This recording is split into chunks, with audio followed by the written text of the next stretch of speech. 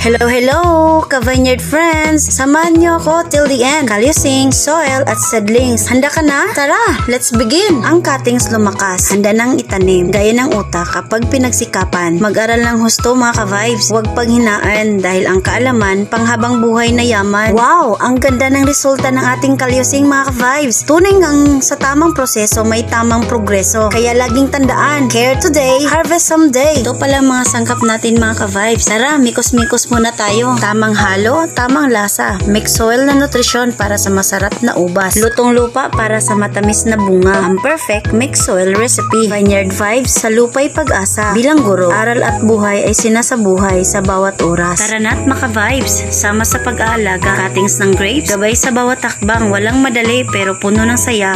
Sa pagtutulungan, tagumpay ay magbubukas. Pag-aani sabay sa pag-asa. Mula sa maliliit na sanga mga ka-vibes, magsisimula ang kwento. Puno ng pangarap, magiging buhay na may bunga. Sa bawat pag-aalaga, may natutunan tayong bago. Bukas ay may bagong araw. Bagong simula sa bawat hakbang ng vineyard. Tagumpay ay tiyak na sa atin ang lakas. Ito na po mga seedlings natin mga ka-vibes. Kung gusto niyong bumili, just PM or comment lang po. Grape seedlings ni ma'am. Sa ani, hindi ka bibiguin mga ka-vibes. Tingnan niyo mga ka-vibes yung tsinelas ko. Sign na po ba yan ng progress? Ito na pala ang mga mother plant mga ka-vibes. Diyan ako kumukuha ng mga cuttings. At ngayon, may mga flowers na yan mga ka-vibes. At diyan nagtatapos ang ating episode ng Vineyard Vibes with Mom. Sana may natutunan kayo mula sa ating mga punla at sa aral sa buhay. Huwag kalimutan magtanim ng sipag, tiyaga at pangarap.